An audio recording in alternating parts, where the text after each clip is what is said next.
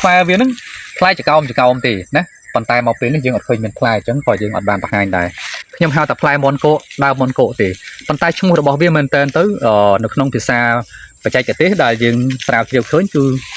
បាវលលំពោះនេះពិសេសណាស់ពុកម៉ែបងប្អូនខ្ញុំនិយាយថាពិសេសណាស់ហើយយើងអាចយកវាទៅធ្វើថ្នាំទីមួយធ្វើថ្នាំពៅបាទថ្នាំពៅនឹងនិយាយខ្លីទៅគឺថ្នាំបាយបានសម្រានលក់ស្រួល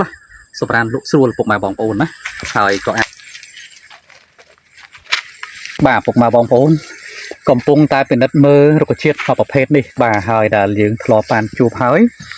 ពីមុនយើងធ្លាប់ជួបមានផ្លែបាទមានផ្លែហើយផ្លែរបស់វានឹងនិយាយរួមទៅដើមមកប្រភេទនេះពុកម៉ែបងប្អូនទាំងផ្លែ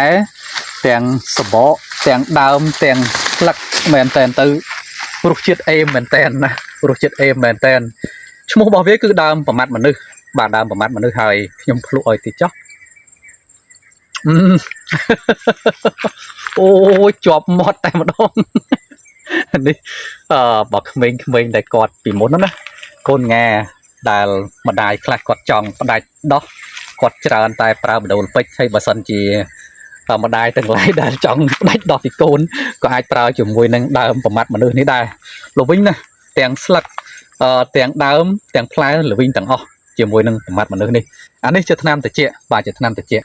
ចំពោះប្រមាត់មនុស្សអានេះវាជាដើមប្រមាត់មនុស្សអាមួយទៀតស្មៅប្រមាត់មនុស្សពុកម៉ែបងប្អូនណាអញ្ចឹងគាត់ថាប្រមាត់មនុស្សមួយហ្នឹងមានពីរទៅហើយមានស្មៅនិងមានដើមឈើណាដើមឈើនេះយើងតាក់ទងជាមួយនឹងដើមតមុងសេកបាទហើយដើមតមុងសេកហ្នឹងក៏វាមានពីរប្រភេទដែរពុកម៉ែបងប្អូនមែនតើទៅមានអាតមុងសេកស្លឹកធំតមុងសេកស្លឹកតូចហើយយើងងាកទៅឃើញក្បែរគ្នាហ្នឹងពុកម៉ែបងប្អូនអានេះវាមានគាសិលបាទគាសិលនេះយើងហៅមួយយ៉ាងទៀតថាគាសិលឈ្មោលឬក៏ដើមលួងរាជវាមានអាឈ្មោលហើយវាមានអាញីទៀតបាទពុកម៉ែបងប្អូនអានេះជាគាសិលធម្មតាដែលពុកម៉ែបងប្អូនយើងដែលជាប់ខ្សែស្រឡាយខាងចិនខាងវៀតណាមដែលគាត់ដល់រដូវកាលចូលឆ្នាំចិនវៀតណាមគាត់យកដើមគាសិលនេះយកទៅដាក់តាំងលម្អហើយយកផ្កាតាំងលម្អបាទគ្រាន់តែបន្តិចហ្នឹងគឺយើងឃើញមានដើមឈើច្រើនណាស់ច្រើនមែនតើពុកម៉ែបងប្អូនអើយនិយាយឲ្យខ្លីមែនតើទៅគឺតាមព្រៃតាមភ្នំគឺមានច្រើនពុកម៉ែបងប្អូនអូនៅនេះនេះពុកម៉ែបងប្អូនអ្វីដែលយើងចង់បង្ហាញពុកម៉ែបងប្អូនមែនតើទៅគឺវល់មួយប្រភេទនេះបាទមិនមែនអានេះទេណាអានេះគឺកោតព្រំឬក៏វល់ថ្នឹងទេអញ្ចឹងយើងចង់បង្ហាញជូនទៅដល់ពុកម៉ែបងប្អូនទាំងអស់គ្នានៅវល់មួយប្រភេទនេះ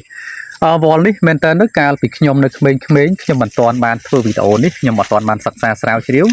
ខ្ញុំតែងតែហៅថាវល់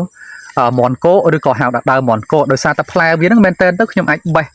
យកផ្លែខ្ចីហើយយើងចំបាច់វាទៅយកទៅធ្វើជាងដូចកែវអញ្ចឹងដូចកវលអញ្ចឹងពាក់ជានៅក្មេងៗផ្លែវាហ្នឹងផ្លែចកោមទេណាប៉ុន្តែមកពេលនេះយើងអត់ឃើញមានផ្លែអញ្ចឹងក៏យើងអត់បានបង្ហាញដែរខ្ញុំហៅតែផ្លែមនកោដើមមនកោទេប៉ុន្តែឈ្មោះរបស់វាមែនតើទៅនៅក្នុងភាសា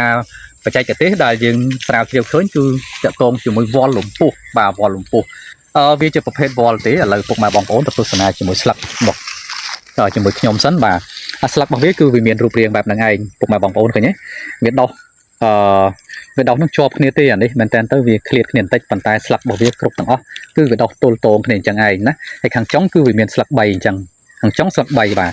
អានេះដូចគ្នាដែរបាទឃើញទេពីក្រោមមកដុះទល់តងទេឃើញទេប៉ុន្តែមកដល់ខាងលើហ្នឹងគឺវាមានស្លឹក3ហើយស្លឹករបស់វាហ្នឹងស្រួចចុងបន្តិចបាទនេះបាទកន្លក់ខាងចុងហ្នឹងគឺស្រួចចុងចេះបាទឃើញទេបាទអញ្ចឹងពុកម៉ែបងប្អូនបានទស្សនាហើយជាមួយនឹងស្លឹកឥឡូវយើងទៅទស្សនាជាមួយវល់របស់វាបើវល់សាច់ចាស់ទៅវាមានពណ៌សម្បុរបែបនេះពុកម៉ែបងប្អូនណាពណ៌សម្បុរនេះគឺបែបហ្នឹងមានលក្ខណៈសអុចនៅលើសម្បុររបស់វាណាយើងឃើញមានតែផ្កាអញ្ចឹងយើងបង្ហាញផ្កាចែកជូនទៅដល់ពុកម៉ែបងប្អូនទាំងអស់គ្នាទៅណាហើយផ្កាវាគឺពណ៌បែបហ្នឹងឯងណាពណ៌បែបហ្នឹងឯងហើយពុកម៉ែបងប្អូនឃើញផ្កាអញ្ចឹងក៏ឆ្ងល់ថាតើផ្កាហ្នឹងក៏អូបអត់ទេណាផ្កាហ្នឹងក៏អូបអត់ទេអញ្ចឹងពុកម៉ែបងប្អូនទស្សនាតិចសិនទៅខ្ញុំនឹងហាត់ថាតើផ្កាហ្នឹងក៏អូបអត់ណាបាទអត់ទេពុកម៉ែបងប្អូនផ្កានេះអត់ក្អូបទេអត់មានក្លិនទេប៉ុន្តែយើងឃើញវារីកទៅស្រស់ស្អាតបាទអានេះរីកមិនតាន់អស់ទេណាបើសិនជាវារីកស្រស់គ្នាទៅគឺពណ៌ហ្នឹងមើលទៅសក្បោះតែម្ដងពុកម៉ែបងប្អូនណាអញ្ចឹងពុកម៉ែបងប្អូនទាំងអស់គ្នាបានស្គាល់ហើយជាមួយនឹងវល់មួយប្រភេទ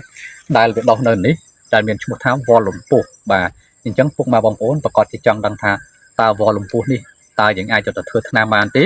ហើយយើងប្រើផ្នែកណាខ្លះបាទពុកម៉ែបងប្អូនអញ្ចឹងពុកម៉ែបងប្អូនទស្សនាទៅខ្ញុំនឹងបង្ហាញអំពីអត្ថប្រយោជន៍លម្អិតជាមួយវល់លំពុះនេះចែកជូនទៅដល់ពុកម៉ែបងប្អូនទាំងអស់គ្នាបានដឹងបាទវល់លំពុះនេះពិសេសណាស់ពុកម៉ែបងប្អូនខ្ញុំនិយាយថាពិសេសណាស់ហើយយើងអាចយកវាទៅធ្វើថ្នាំទីមួយធ្វើថ្នាំពៅបាទថ្នាំពៅហ្នឹងនិយាយខ្លីទៅគឺថ្នាំបាយបានសម្រានលក់ស្រួល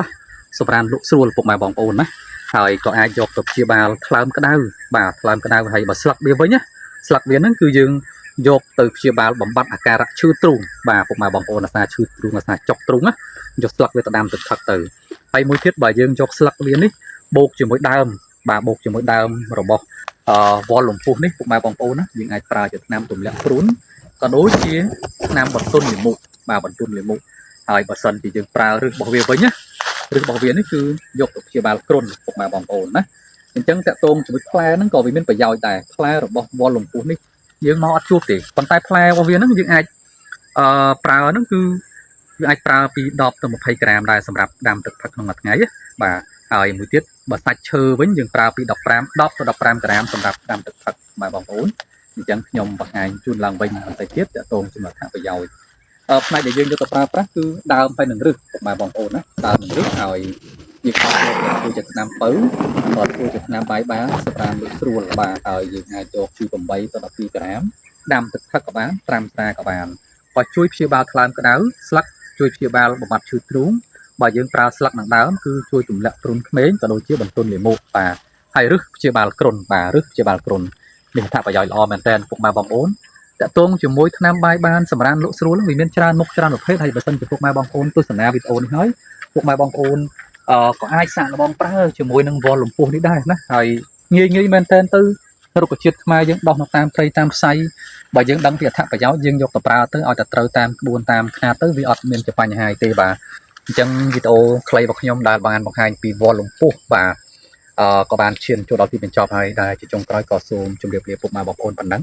ហើយយើងនឹងព្យាយាមស្វែងរកនៅរុក្ខជាតិថ្មីដើម្បីធ្វើជាវីដេអូចែកជូនដល់ពុកម៉ែបងប្អូនបានទស្សនាបន្ថែមទៀតបាទសូមអរគុណសូមជម្រាបលា